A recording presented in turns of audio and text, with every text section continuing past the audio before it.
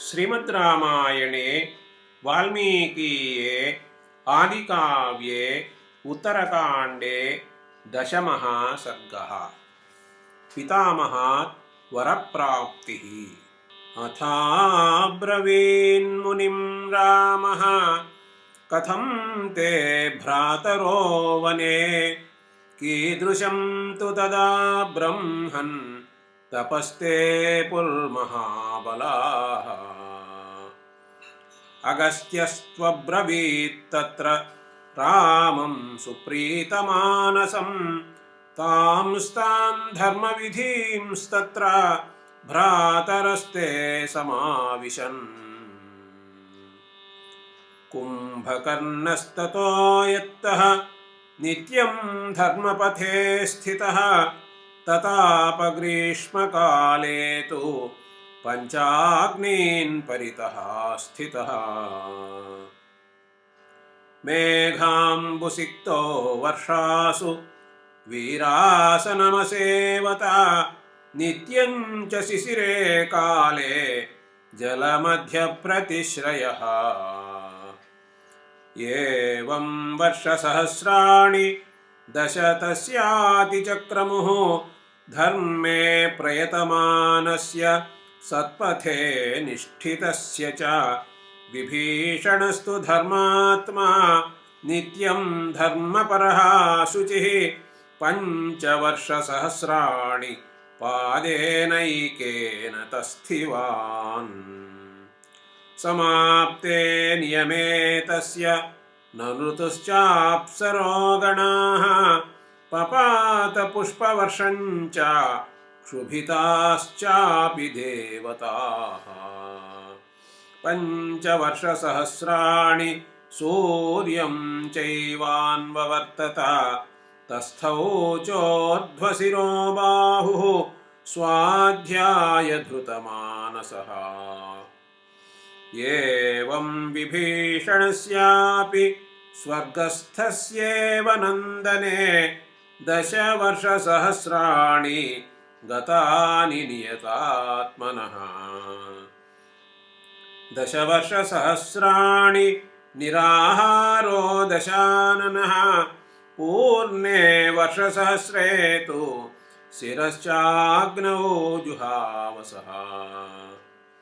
एवं वर्षसहस्राणि नव तस्यातिचक्रमुः शिरांसि नव चाप्यस्य प्रविष्टानि हुताशनम्।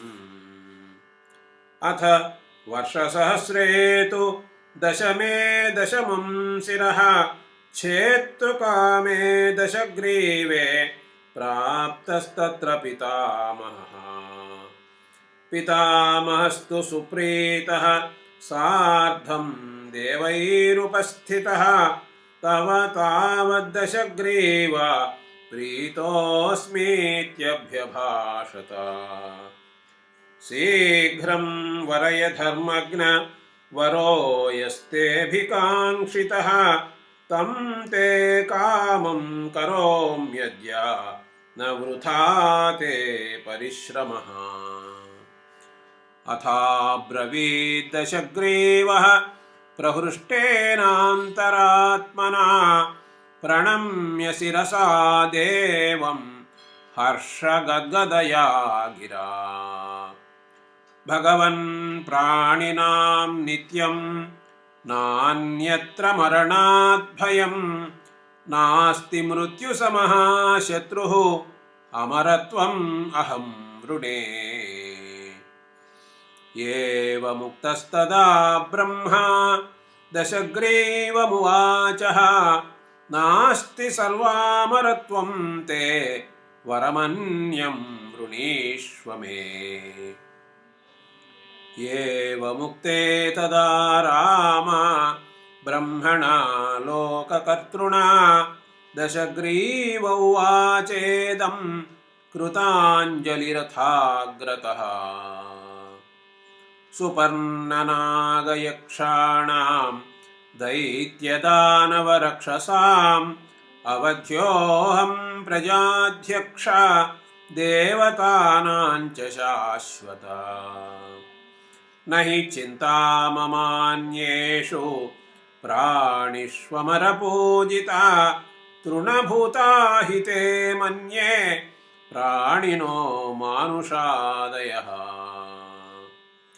एवमुक्तस्तु धर्मात्मा दशग्रीवेण रक्षसा उवाच वचनं देवः सह देवैः पितामहः भविष्यत्येवमेतत्ते वचो राक्षसपुङ्गव एवमुक्त्वा तु तं राम दशग्रीवं पितामहः शृणु चापि वरो भूयः प्रीतस्येह शुभो मम हुतानि यानि शीर्षाणि पूर्वमग्नौ त्वया नघ पुनस्तानि भविष्यन्ति तथैव तव राक्षस वितरामीह ते सौम्य वरं चान्यं दुरासदम् छन्दतस्तव रूपं च मनसा यद्यथेप्सितं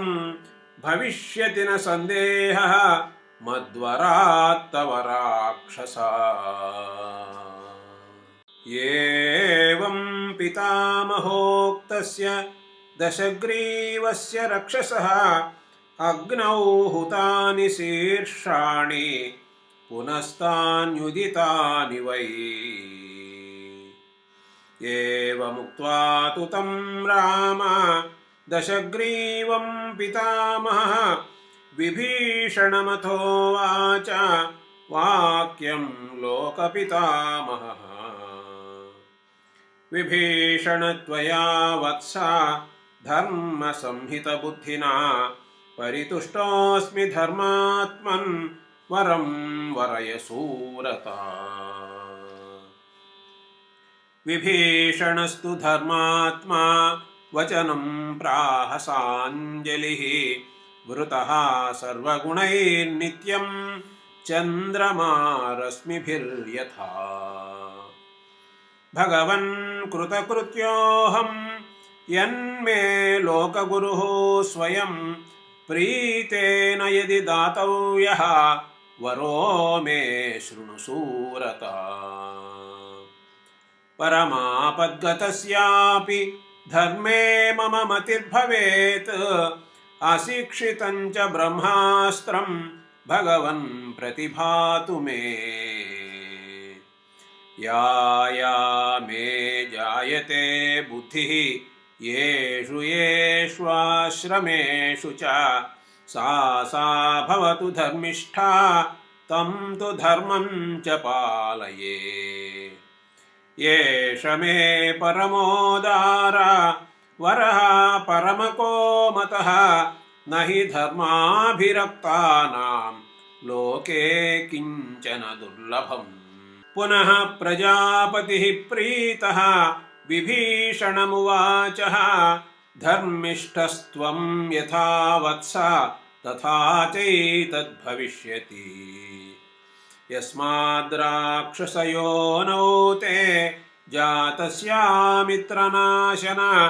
नाधर्मे जायते बुद्धिः अमरत्वं ददामि ते इत्युक्त्वा कुम्भकर्णाय वरं दातुमुपस्थितं प्रजापतिं सुराः सर्वे वाक्यं प्राञ्जलयो ब्रुवन् न तावत् कुम्भकर्णाय प्रदातव्यो वरस्त्वया जानीषे हि यथा लोकान् त्रासयत्येष दुर्मतिः नन्दनेऽप्सरसः सप्त महेन्द्रानुचरा दश अनेन भक्षिता ब्रह्मन् ऋषयो मानुषास्तथा अलब्धवरपूर्वेण यत्कृतं राक्षसेन तु तदेष वरलब्धः स्यात् भक्षयेद्भुवनत्रयम् वरव्याजेन मोहोऽस्मै दीयताम् अमितप्रभा लोकानां स्वस्ति चैवं स्यात् भवेदस्य च सन्नतिः। एवमुक्तः सुरैर्ब्रह्मा चिन्तयत्पद्मसम्भवः चिन्तिता चोपतस्थेस्य पार्श्वं देवी सरस्वती। प्राञ्जलिः सा तु पार्श्वस्था प्राह वाक्यं सरस्वती यमस्म्यागता देव किं कार्यं करवाण्यहम्। प्रजापतिस्तुतां प्राप्तां प्राह वाक्यं सरस्वतीं वाणि त्वं राक्षसेन्द्रास्ये भव या देवतेप्सिता। तथेत्युक्त्वा प्रविष्टा सा प्रजापतिरथाब्रवीत् कुम्भकर्ण महाबाहो वरं वरययो मतः। कुम्भकर्णस्तु तद्वाक्यं श्रुत्वा वचनमब्रवीत् स्वप्तुं वर्षाण्यनेकानि देवदेव ममेप्सितम्। एवमस्त्विति तं चोक्त्वा प्रायाद्ब्रह्मासुरैः समं देवी सरस्वती चैव राक्षसं तं जहौ पुनः। ब्रह्मणा सह देवेषु गतेषु च नभस्थलं विमुक्तोऽसौ सरस्वत्या स्वां संज्ञां च ततो गतः। कुम्भकर्णस्तु दुष्टात्मा चिन्तयामास दुःखितः ईदृशं किमिदं वाक्यं ममाद्यवदनाच्युतम्। अहं व्यामोहितो देवैः इति मन्ये तदागतैः एवं लब्धवराः सर्वे भ्रातरो दीप्ततेजसः श्लेष्मातकवनं गत्वा तत्र ते न्यवसन् सुखम्।